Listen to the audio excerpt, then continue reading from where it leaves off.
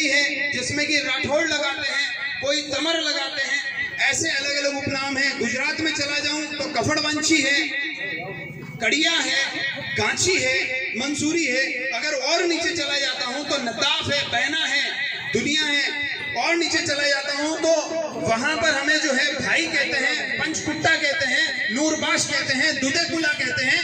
हिंदुस्तान की अगर इस आबादी की बात करूं, मुस्लिम आबादी की, तो सबसे अव्वल अगर किसी में मर्दमशुमारी करें, जनसंख्या की दृष्टि से देखें, तो ये मंसूरी समाज सबसे ज्यादा है।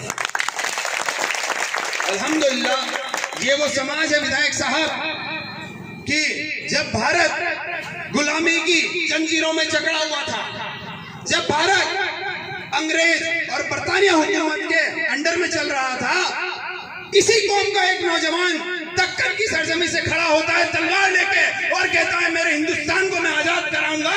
वो इसी कौम का नौजवान शेर हिंद शहीद हजरत टीपू सुल्तान रहमतुल्लाह, जिन्होंने भारत को आजाद कराने की चिंगारी जलाई। जिंदाबाद जिंदाबाद जिंदाबाद जिंदाबाद। जिन्होंने हिंदुस्तान को आजाद कराने का बीड़ा उठाया, उसने पराधीनता स्वीकार नहीं करी।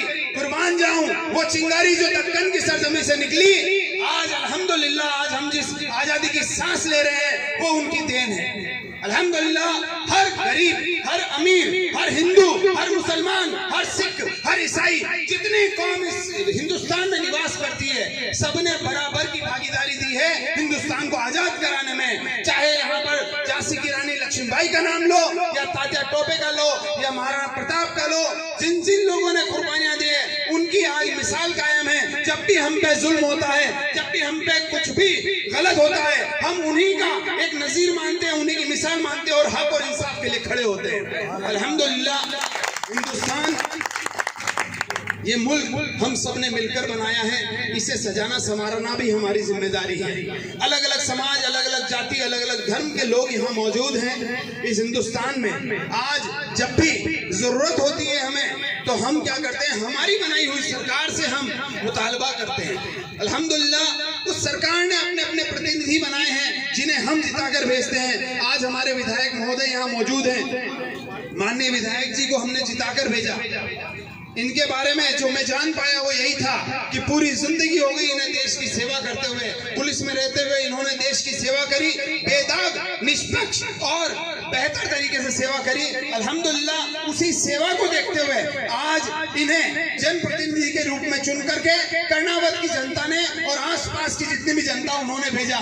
विधायक साहब आपकी इस सेवा के लिए हम आपसे वादा करते हैं कि आने वाले वक्त में अगर ऊपर वाले ने चाहा और आपके ऊपर आशीर्वाद रहा उस ईश्वर का, तो आप लाल बत्ती में फिर से इस कर्णावत में आएंगे।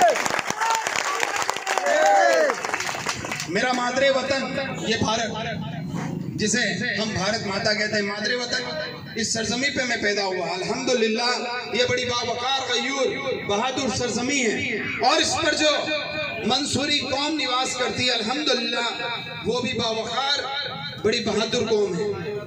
जनाब हमारे यहाँ पर गुर्बत है, गरीबी है। क्यों है मैं आपको उसकी बात बता देता हूँ। क्योंकि अगर हम ये मान लेते कि इससे छीना उससे छीना, तो हम भी आज जो है करोड़पति और अरबपति बन सकते थे। लेकिन ये कौम बड़ी भोली कौम है, बड़ी ईमानदार कौम है। हमने उस जमाने में जब गांधी जी ने असहयोग आंदोलन चलाया, जब गांधी जी ने नमक आंदोलन चलाया, जब गांधी जी ने कई सारे आंदोलन चलाए भारत को आजाद करने में और इस भारत के नौजवान ने, तो उस वक्त भी गांधी जी सबसे पहले मंसूरी के घर जाते थे, वहां से रुई लेते थे, चरखा काटते थे और वही चरखा भारत के झंडे में भी मौजूद था।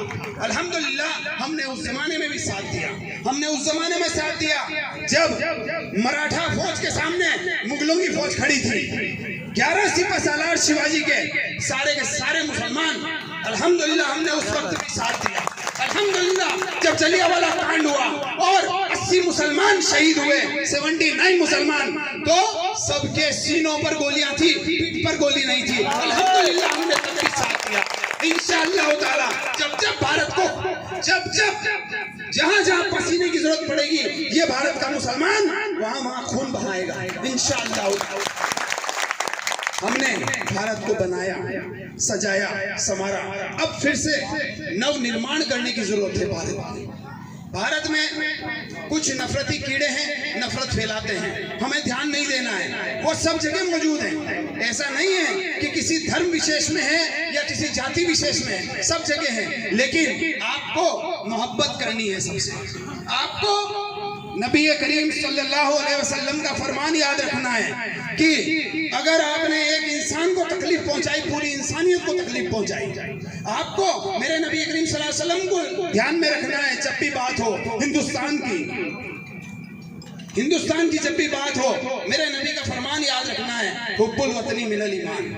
वतन से मोहब्बत ईमान का हिस्सा है। मुकम्मल मुसलमान वही है जो मुकम्मल ईमान वाला है। और मेरे नबी ने फरमाया है कि जब भी जहां भी रहो, उस मुल्क के कानून से वफादारी रखो, उस मुल्क के कानून को मानो। और अगर सामने चाहे आपका सगा भाई भी हो और दूसरे मुल्क का हो, तो अपने मुल्क के साथ वफादारी करें।